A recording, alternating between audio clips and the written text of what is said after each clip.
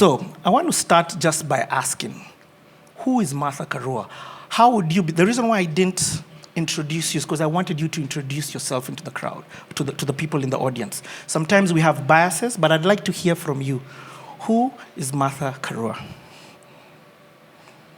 I don't know what to say. I'll say I'm me, but I'm a Kenyan woman, just like your neighbor next door, whose experiences are similar in some ways to yours, in other ways different. I'm a mother, a grandmother, a professional, and these days politics is a profession, so also a politician. Very many things put together, but just like you and your neighbor next door. Yeah. Okay. I want to take this from the beginning. Forget that you've done the Playhouse. Yeah. The people here who may have not watched it. Yeah. I want to hear about the values that were instilled in you very early on. So tell us a little bit about where you get your values from, especially from upbringing. As a father of two, I understand the power of parenting. So let's start there. When I grew up in the rural Kirinyaga, a village called Kemunye. Second born, my sister is 1 year older than me. So literally, we grew up together. And others came after us. Now, when you are in the rural areas, whoever you are, a little child those days, you will be helping with everything. From the housework to the shamba, whatever little you can do, you'll be doing everything that everybody else is doing. My father was teaching. My mother had stopped teaching after having me because those days, once a woman gets 2 children, they were required. It was the unspoken rule. You stop whatever else you're doing, you raise a family. So as I came to know of myself, my mother was raising us and doing everything, supervising the farming when my father is at school, a shop, and all those other things. But my father, in spite of being a teacher, was also joining in the farm work.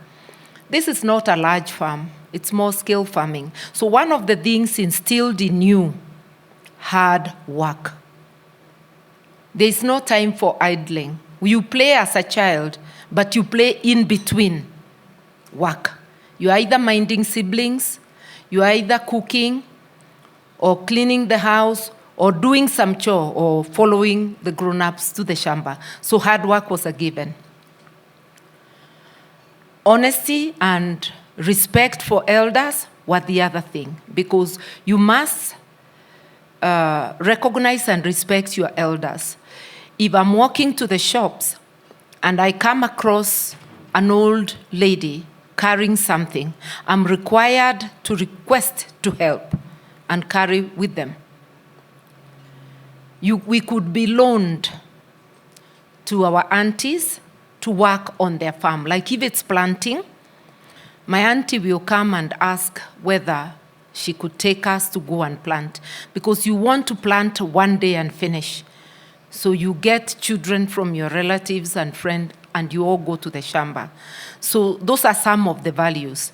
And I was telling Jao, I remember one day walking to the shops with my grandmother, and we found people singing.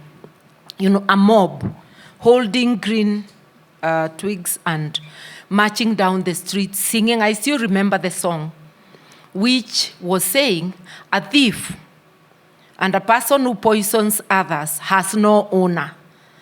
So I asked my grandmother what was happening, and she told me they were going to roll the thief down the slope at the Kiringa River. So you now get to learn that people who steal from others, people who poison others, and it's literal poisoning so that someone dies, that's what is done to them. So that makes you know there is no room for such things in society. So respecting other people's property, all those things. I grew up with those values. My father is very outspoken.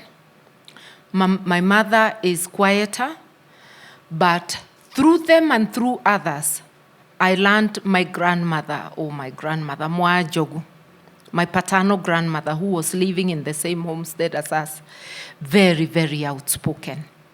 A graduate of the social school, but my very first mentor alongside my parents, very outspoken. So those are the things you pick, because I guess we come like a new computer without any program in you. The programs are put by your surroundings, by those who mentor you, those who raise you. So I bet I have answered. Yeah, you've answered it well. First and foremost, who in the room was loaned? A couple of people. Are you serious? Who have been loaned. Hey, the choice of words. Okay, you've mentioned your grandmother. Yeah. Your grandmother sounds extremely pivotal because you begin to see the influence of the values that your grandmother shaped in you. This outspoken, this iron lady that people have coined much later on in life. Your grandmother sort of is the person who showed you or who you emulated in terms of that. Let's talk a little bit about your grandmother, because in this leadership journey, she plays such a pivotal role. My grandmother was a fifth wife of an old man.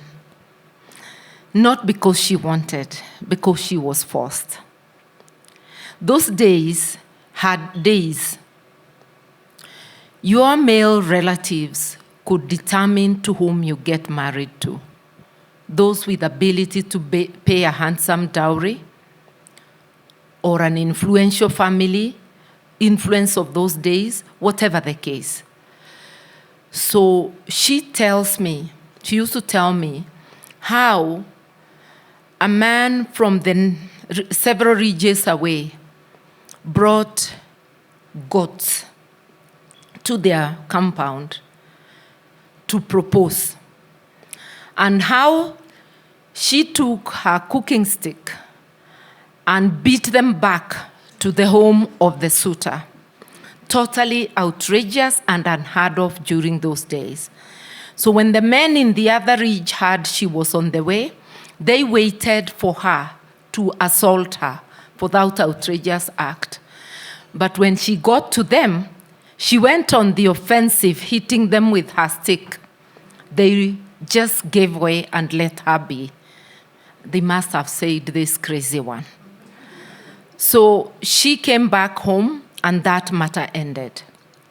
Eventually, she was tricked and locked up in the house with now my paternal grandfather. And once you are locked up in a house and you stay overnight, it's a done deal, you're married. So that's how she became Njarubiu's fifth wife. Some of his children were older than her. So I do not even know some of the family members from the older wives. We only got to know the children from the wife immediately next to her, Waruguru. I only know Waruguru and Mwanjogu. Both of them are gone, God bless their souls. So that's what happened. Her defiance, they had to devise a way of killing her defiance. Then I learned many other things from her. Wife beating was accepted. She would show me marks on her head because she used to be clean shaven. She would show me a depression and tell me that it's Jarubio who hit her there, you know. It was okay, I suppose, because that's what used to happen. Then one day, we are seated with her outside our house. Across the ridge, we see her firstborn daughter, my aunt, Mwa Rurie. Mwa is daughter. So this one is daughter of Rurie. My grandmother is daughter of Jogu. So we see Mwa Rurie across the ridge, walking with the husband, and the husband hit her so hard she fell and continued beating her. My grandmother takes her cooking stick and a panga And she dashes towards the stream, because the pathway was across the stream. And I'm running after her in tow. And she's cursing that God-forsaken man is not going to kill my daughter while I watch. So we cross the ridge and get to them. And without a word, she just blows with her cooking stick on the in-law. It's taboo. You don't touch your in-law, let alone beat him. The guy was so stunned, he looked at my grandmother and walked away. Okay? I never asked my auntie what happened when they got home, because she didn't come with us. She followed him to her home, because there was nothing for her not to go back home. I mean, wife beating those days was the norm. So you see, for her, she withstood it at her home as a wife. But she is now reaching out to stop the brutality on her daughter. That was my grandmother. If she believed something was right, she will do it. It doesn't matter who protests or what people think. She will follow what is in her heart. So that's one of the things. I saw her in action, and she told me stories of yesteryears. Yeah. Your grandmother birthed the fighter in you. And very early on in your life, we begin to see remnants, or we begin to see fruits of this fighter that is in you. I want to touch on one last thing within this era, in which your childhood era, that begins to show that this fighter, this leader, this fighter is the word, this advocate for rights and for the right thing to be done, wasn't birthed later on in your political years, but actually started very early. When in high school, you looked at your high school teacher and told her, I denounce you. What? And this is not in the group of schools, eh? Just for record. Please tell us a bit about that story. If you reach a stage where you have to answer your elder, it's good you set the ground first. That the recognition of you as my teacher, that one now I have withdrawn. So we now talk as equals. But it was, it still happens even these days. A teacher can pick on a student. And this now was my head teacher, the headmistress, picking on me. She wasn't teaching anything in my class, but picking on me, and I had noticed. She had just come to the school. We'd done a term. She came when we were in Form 4. She's speaking on me. And when we go on holidays, I tell my parents that our headmistress now is so-and-so, and she's speaking on me. She was from my neighborhood, and her father-in-law had a problem with my dad. They had a case over some building.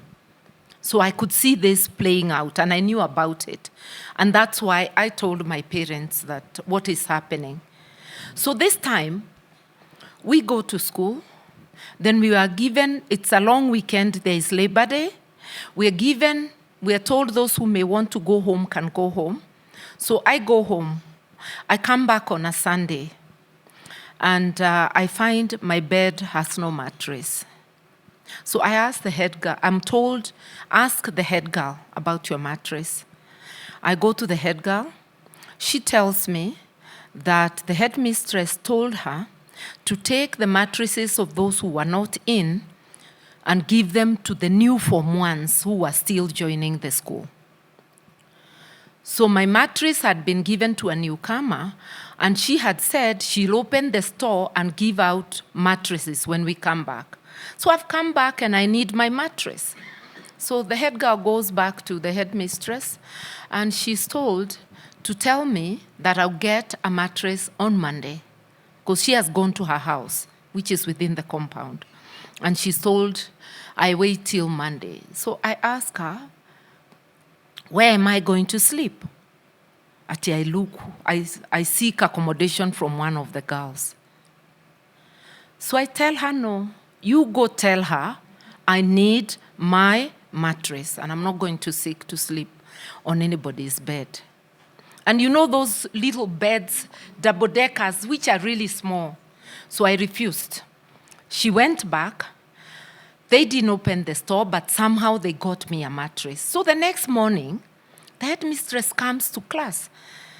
And the class is like this because there is a stage where the teacher stands, and there's where we are sitting, and begins shouting at me that I was disturbing the head girl, blah, blah, blah, blah. Really, really, that was just too much. So I waited, she's still going on, and I just got so upset, I started arranging my books. I decided I was going home. So I just told her, I renounce you as my teacher, I'm going to address you as my equal. And I asked her where she expected I was going to sleep after taking my mattress. So she walks out and goes to the staff room, and I followed her with a pile of textbooks, and I dropped them there, and I told her I don't want to be in her school, and I'm going home. She assaulted me. From there, I went to the police station and reported, and then I went home. And that ended my secondary school, after first term of Form 4. So I did the exams from home, and God was gracious. I was their best student from home. And the only person who went to A-levels, and their first person to go to university. So that's it, yeah. No, you're allowed to clap. You're allowed to clap. Okay. Peace, I had peace at home. I was studying without anybody picking on me, except my auntie, who used to come and leave the child with me. The conversation for today, it's very clear. It's called Against the Tide. And as you can see, there is a book called Against the Tide. These are fresh off the press. We didn't even think they were going to be here today, but we're excited. So let me, no, you can clap again for that. Imagine writing a biography. That's such a huge, huge achievement. As much as we're going chronologically, I also want to just throw in other questions, especially in line with this whole leadership conversation that we're having, Martha. So you've been a magistrate, you've been an MP, you've been a cabinet minister, you've been a lawyer, you've been an entrepreneur. I'm still a lawyer. And still a lawyer, okay, yes.